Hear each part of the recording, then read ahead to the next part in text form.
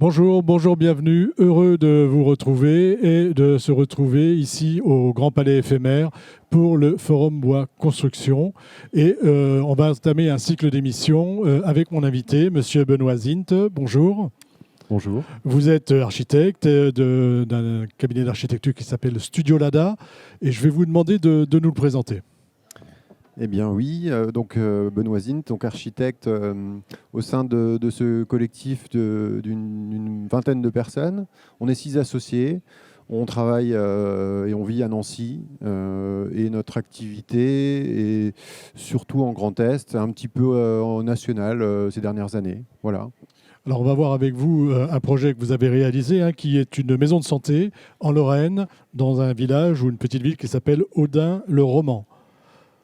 Tout à fait. Voilà, donc expliquez-nous quelle était la commande en fait, quel était le projet.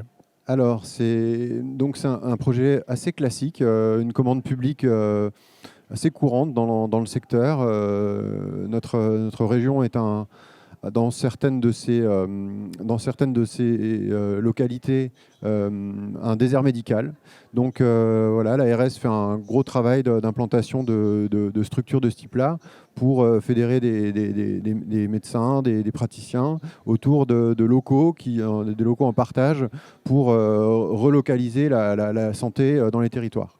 Ouais. Donc on est recruté là-dessus en procédure adaptée et donc on démarre le projet il y a quelques années sans trop savoir où on allait d'ailleurs, comme souvent.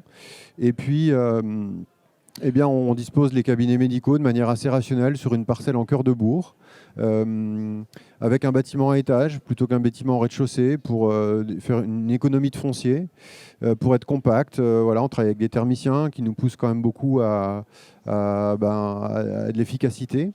Et puis, la clé d'entrée, c'est souvent la construction bois, parce qu'on est dans une région où le bois est abondant. C'était une demande du maître d'ouvrage ou c'est vous qui l'apportez ? Alors, le maître d'ouvrage nous sollicite plutôt souvent en nous demandant des performances thermiques.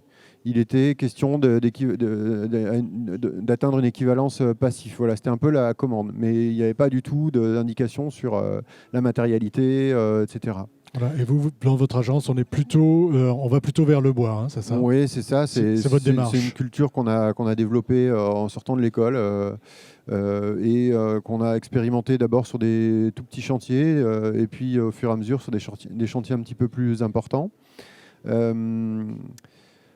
Donc ce bâtiment, c'est effectivement une structure bois, ce qui est relativement, comme je l'ai expliqué, naturel dans notre région, puisque les Vosges sont un gisement important d'épicéa notamment. Et donc ce bâtiment n'était pas notre premier et on souhaitait pour celui-ci avoir une approche un petit peu particulière qui n'était pas du 100% bois, qui était d'utiliser le bois au bon endroit et de l'associer avec d'autres matériaux pour obtenir des performances supérieures à des bâtiments qui seraient en bois uniquement. Voilà, c'est du bois, mais pas seulement. Et vous allez aussi chercher, on va dire, on entend beaucoup cette expression aujourd'hui, mais c'est le bon matériau au bon endroit. C'est-à-dire que ce n'est pas systématiquement bois. Vous l'associez à d'autres matériaux, si possible biosourcés ou géosourcés, c'est ça ? Tout à fait. En fait, ça part à la fois d'envie de performance et puis aussi d'envie de faire varier ces finitions des fois un petit peu limitatives que nous impose le matériau bois. Souvent, sur ce type de projet-là, un bâtiment en bois va recourir soit à une vêture bois, un bardage, soit à un bardage métallique, en tout cas une paroi ventilée. Et l'expérience nous a démontré que ce type de façade ne trouvait pas forcément toujours à s'intégrer dans tous les environnements. Et celui-là en particulier, il y avait l'église qu'on voit un petit peu sur l'une des photos qui circulent. Il y avait l'église pas loin qui est en pierre jaune. Le vernaculaire, l'habitat vernaculaire aux alentours est plutôt minéral. Et on ne souhaitait pas imposer une image peut-être un petit peu fragile au milieu de cet écrin végétal d'un bâtiment en bois et encore moins en métal. D'où le choix de la pierre. Alors la pierre, du vêture. coup, est par ailleurs une autre de nos petites passions qu'on a développée d'ailleurs assez récemment. Donc vous voyez là sur cette image le clocher en pierre jaune. Alors Cette pierre jaune, qui est la pierre de Jaumont, avec laquelle toute la ville de Metz, qui n'est pas très loin, a été construite, notamment la cathédrale qui est magnifique, est relativement, comment dirais-je, il y a moins de matière à dispo, donc le prix est assez élevé. Donc on a cherché une pierre un peu similaire, donc de teinte jaune, dans des carrières qui ne sont pas très très loin, donc au nord de Paris. C'est de la pierre de Sébastopol, c'est la pierre du château de Chantilly. Et donc les volumes sont importants. Il y a des volumes importants avec un prix raisonnable, parce que de toute façon, l'économie est plus jouable. Mais alors, c'est un fait qu'une vêture de ce type-là est plus onéreuse qu'un bardage bois. Donc après, c'est des choix qu'on fait pour équilibrer le budget, pour donner plus d'importance à celui de la pierre. Voilà, donc avec aussi cette envie d'avoir un bâtiment d'aspect minéral. D'accord. Comment s'est reçu ce mélange, on va dire, bois, pierre, chez votre maître d'ouvrage ? Je reviens à cette idée. Lui, il ne vous demande pas, il vous demande une performance, mais quand vous lui expliquez ce que vous allez faire, ce que vous lui proposez, comment est-ce que c'est naturel pour lui d'y venir ? Alors, sur ce projet-là, on a la chance d'avoir un maître d'ouvrage qui nous fait confiance. Et qui se laisse porter. C'est-à-dire qu'à partir du moment où on tient dans l'enveloppe financière globale, il se range derrière l'avis de son maître d'œuvre. Donc ça, c'est plutôt agréable. Ça, c'est plutôt bien. C'est agréable, mais n'empêche que c'est aussi la bonne manière pour qu'un projet soit concluant. Alors il y a aussi, on le voit sur certaines photos, il y a aussi du béton. Un bâtiment comme celui-là, donc il associe en gros un pierre à l'extérieur pour la pérennité et l'aspect de la façade minérale, les murs et les planchers et la toiture en structure bois, je vais le détailler ce point-là juste après, et un noyau central en béton. Ce noyau central en béton, il nous aide à avoir de l'inertie thermique, chose qui est difficile à obtenir avec un bâtiment intégralement en bois. On a nettement moins de surchauffe en été, et on a de l'inertie thermique en hiver aussi.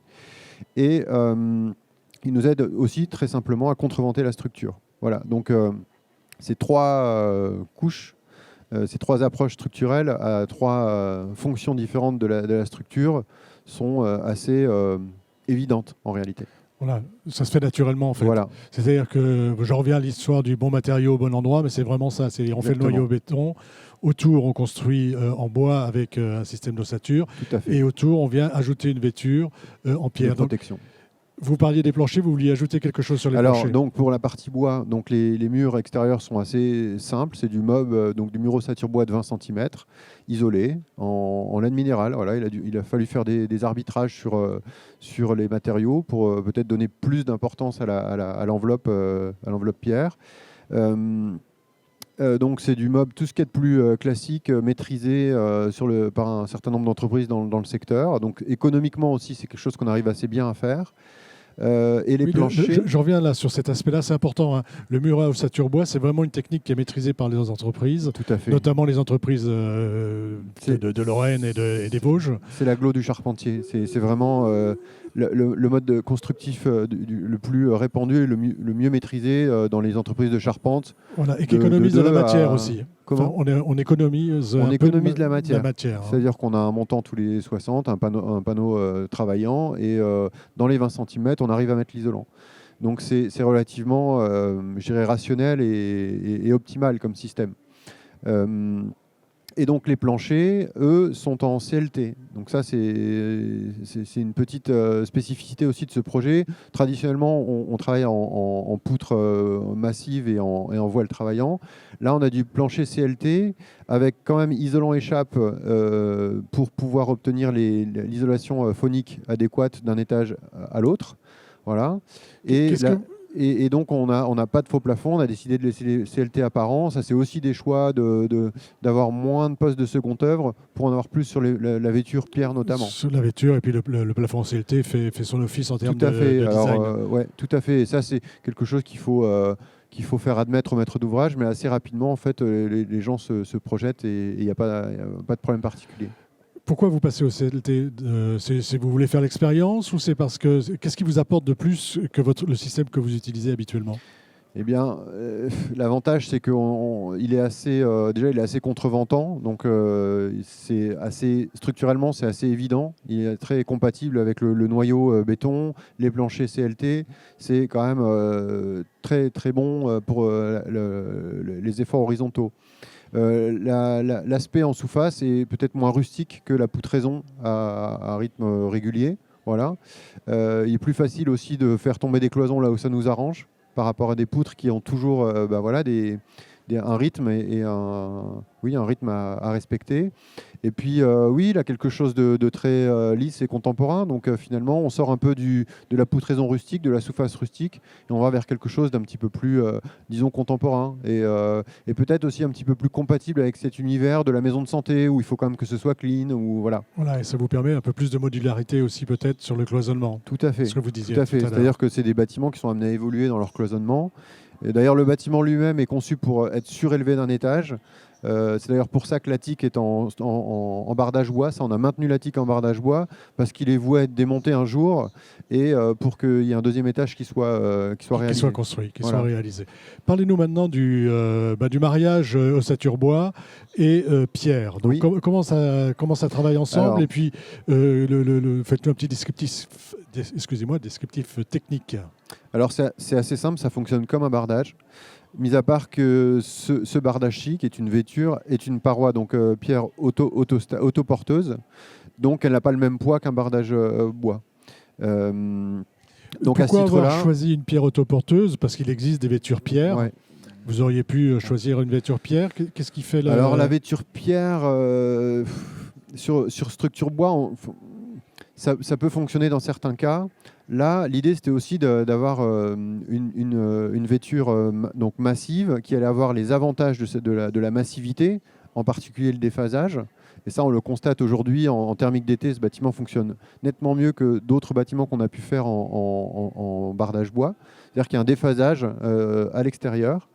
Et ce, bien qu'il y ait un vide ventilé. Il y a donc un vide ventilé entre le mur ossature bois et cette paroi qui est de l'ordre de 6 à 7 cm. Et qui ventile exactement comme une paroi de type bardage bois ou bardage métal. Voilà, donc la condensation reste à l'extérieur, elle ruisselle dans le vide ventilé, elle descend en pied de mob. Donc il y a un petit ressaut de 2 ou 3 cm qui est obligatoire au DTU pour collecter ces eaux de ces condensats. Et on a des champleurs donc à rythme régulier. Donc la paroi est vraiment ventilée. Il y a eu des calculs sur cette ventilation pour qu'elle soit homogène. Et si condensat il s'évacue par des perforations qu'on a prévues en partie basse sur le premier rang de pierres qu'on voit sur cette façade. Voilà, donc je vous ai interrompu, pierre autoporteuse. Hein. Pierre autoporteuse, alors donc c'était un calcul, c'était un équilibre à trouver entre l'épaisseur, puisque la pierre coûte assez rapidement cher à mesure il y a beaucoup de volume. Donc là, on a essayé d'être relativement économe, donc elle fait 15 cm. Tout simplement parce que 15 cm correspondait à l'élancement d'une hauteur d'étage. Donc on avait au départ, parce que cette paroi est connectée ponctuellement à la paroi bois, donc la paroi bois a été doublée à certains endroits de renforts bois, et il y a des équerres qui viennent reprendre les efforts au vent de cette paroi à rythme régulier. Donc le 15 cm correspond à un élancement sur une hauteur d'étage. Donc c'était ça aussi l'avantage du CLT, c'est que le CLT en rive permettait de venir recueillir toutes les équerres qui allaient reprendre la paroi pierre correctement. Et puis le fait est qu'en exé, il en a été rajouté un certain nombre de l'ordre de une ou deux du mètre carré, pour être sûr que tout ça soit bien stable et qu'on n'ait pas de problématique de fluage ou autre. On arrive au terme de notre échange. Oui. Le retour d'expérience, cette fois-ci, oui. Du maître d'ouvrage, les gens qui y travaillent, le vôtre aussi, par rapport à ce que vous faites habituellement. Oui. Alors, c'est un bâtiment où je me rends régulièrement, puisque j'ai d'autres chantiers dans le secteur, et on s'est un petit peu lié d'amitié avec certains praticiens, Alkiné en particulier, qui était maître d'ouvrage aussi, puisqu'élu. Et ils sont vraiment très très contents. Très contents. Ils ont un confort d'usage, tout ce dont on peut parler qui est très abstrait, de confort, de bâtiments qui respirent, d'inertie thermique. En fait, eux, ils le vivent et ils le sentent et ils en sont vraiment, vraiment satisfaits. À le vivre, ils font la différence en fait. Hein. Exactement, exactement. Et il y a des BSO sur les fenêtres, donc on arrive bien à. Ce qui est très difficile aujourd'hui, c'est la thermique, et en particulier la thermique d'été. Sans clim, hein. Je dis bien qu'il n'y a pas de clim dans ce Voilà, et ce qui bâtiment. sera de plus Aujourd'hui, il y a difficile, très peu de thermiciens qui s'engagent dans un bâtiment comme ça sans vous prescrire une clim. Et quand on prend ce risque-là, il ne s'agit pas de se rater sur ce qui se passe en réalité avec les surchauffes qu'on rencontre en ce moment. Donc non, non, tout le monde est très content, il y a une belle lumière, et l'ARS s'en sert un peu comme un bâtiment phare dans le département voilà, pour les autres maisons de santé en cours. Ben écoutez, merci. Merci, d'être venu nous parler donc, de cette maison de santé à Houdain-le-Roman, hein, si on passe par là. Tout à fait. Voilà. Une émission donc à retrouver sur notre site internet Batijournal TV et sur les sites de nos partenaires que sont France Bois Forêt et bien sûr le Forum Bois Construction. Merci, merci à vous.